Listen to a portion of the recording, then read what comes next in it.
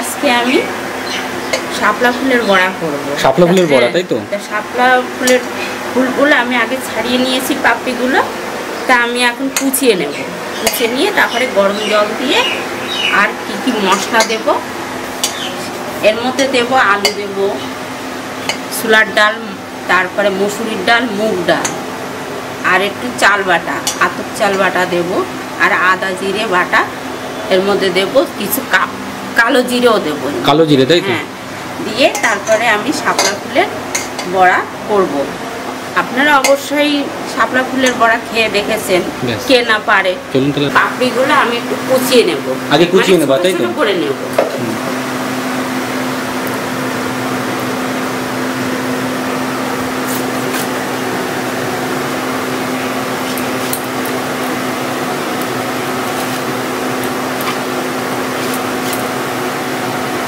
বক ফুলের মতো লাগছে।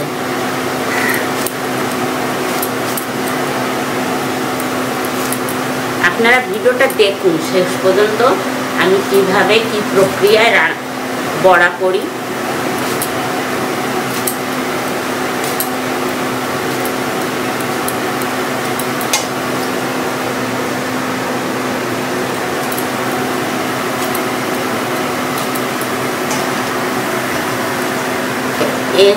ভালো লাগবে, ভালো লাগবে না, তাই দেখলো মিষ্টি মিষ্টি লাগবে না, এই মিষ্টি লাগে না, মিষ্টি আরো দিলে ভালো হয়।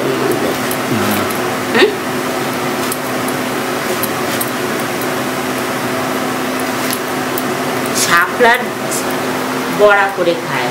শাপলার বড়া? হ্যাঁ, তোরে তো আমি অনেক ছোটবেলায় খেয়েছিস, তাই তোর মনে নেই। অনেকটাই কিন্তু কাটা হয়ে গেল, এখন মাখালে অল্প হয়ে যাবে। বন্ধুরা, আমি এই শাপলা ফুলের মধ্যে আমি গরম জল দিয়ে ধুয়ে নেব। আগে ধুয়ে নেবে, তাই তো? হ্যাঁ, উষ্ণ গরম জল এটা নাকি? হ্যাঁ, উষ্ণ গরম জল। একটু চলে গেল উষ্ণ গরম জল। আগেও ধুয়ে নিয়েছি ঠান্ডা জল দিয়ে, কিন্তু এখন আমি একটু গরম জল দিয়ে দেবো।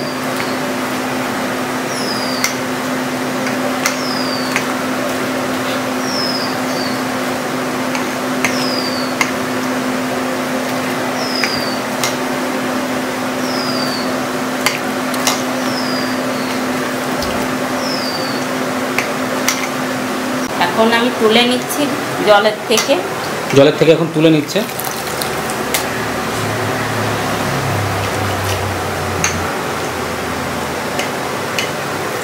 এই শাপলা ফুলের ঢ্যাপ এর মধ্যে দানা হয়, সেই দানা খই বাজে। বাংলাদেশে আমার মার কাছে শুনেছি যে যখন বাংলাদেশে অভাব অনটন করেছিল ৭৬-এর মান্নান্তরে, তখন খুব দুর্ভিক্ষ দেখা দিয়েছিল। তখন মানুষ প্রচুর শাক সিদ্ধ করে খেত, আর এই শাপলার ঢ্যাপ খই বানিয়ে, মানে ঢ্যাপ থেকে দানা বের করতো, তারপরে সেগুলো শুকাতো, শুকিয়ে তারপরে সেইগুলো খইয়ের মতো ভাজতো, ভেজে তারপরে খেত। আমাদের কিন্তু ধোয়া হয়ে গেল, তাই তো? লবণ দিয়ে দিচ্ছি, এখন জাস্ট মাখিয়ে নেবে। পরিমাণ মতো লবণ দিয়ে দিচ্ছি। পরিমাণ মতো চলে গেল লবণ। বড়াতে একটু লবণ টান টান হলে ভালো লাগে। লবণ এখানটা চলে গেল, আর পার্শে মাছের সমস্ত শাসন। এবার যাচ্ছে হলুদ।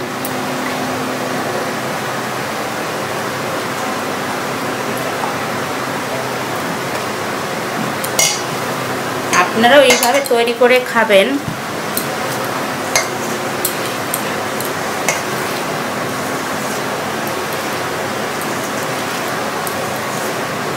কেমন হবে কে জানে। তুই তো ঘৃণা পাচ্ছিস মনে হচ্ছে। আসলে শাপলা খাস না তো, সেই জন্য তোর এত। আমরা তো শাপলা খাই, জানি না কেমন হবে। ভালোই হবে।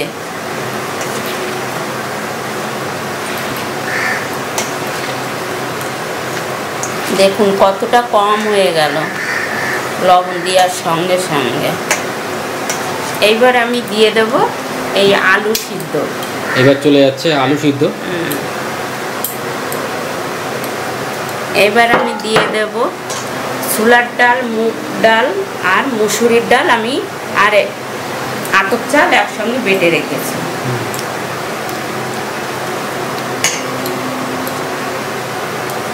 এবার যাবে কি কর্নফ্লাওয়ার নাকি? আগে মাখা। এবার একটু কর্নফ্লাওয়ার না, বেসন। বেসন।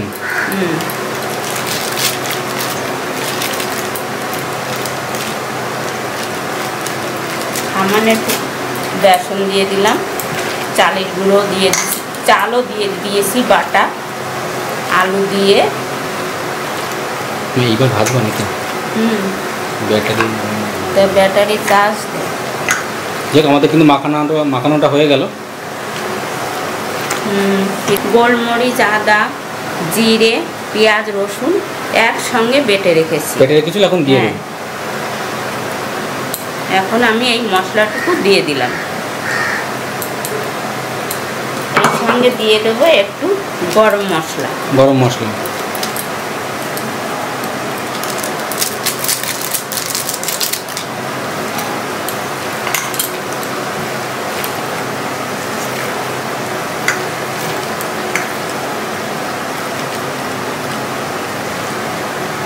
খুব সুন্দর মাখানো হয়ে গেল আমাদের। দর্শক বন্ধুরা, আমি এই শাপলা ফুলের বড়া করছি। এখন আমার মাখানো জোকানো সব হয়ে গেছে। আদা, জিরে, কাঁচা লঙ্কা, পেঁয়াজ, রসুন, তারপরে দিয়ে দিচ্ছে কড়াইতে দিয়ে দিচ্ছি ছোলার ডাল, মুসুরির ডাল, মুগ ডাল, 3 প্রকারের ডাল দিয়ে আমি 3 প্রকারের ডাল দিয়েছি, তাই তো? আর হচ্ছে পেঁয়াজ, কুচনো পেঁয়াজ, বাটা পেঁয়াজ, রসুন, আদা, জিরে, কাঁচা লঙ্কা, গোলমরিচ আর হচ্ছে কালো জিরে। এর মধ্যে কালো জিরেও দিয়েছি। দেখুন ভিডিওটা শেষ পর্যন্ত আমি কিভাবে শাপলা ফুলের বড়া করি।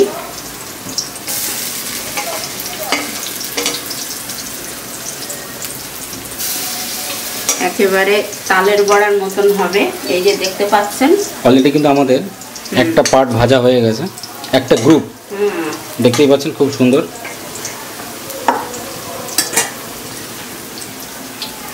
খেতে খুব ভালো লাগবে। আপনারা এইভাবে তৈরি করে খাবেন, দেখবেন খুব ভালো লাগবে। যদি না লাগে তখন আমাকে কমেন্ট করে জানাবেন।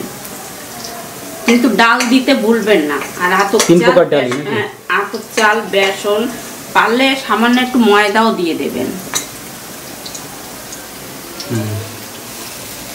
শাপলা ফুলের বড়া হয়ে গেল।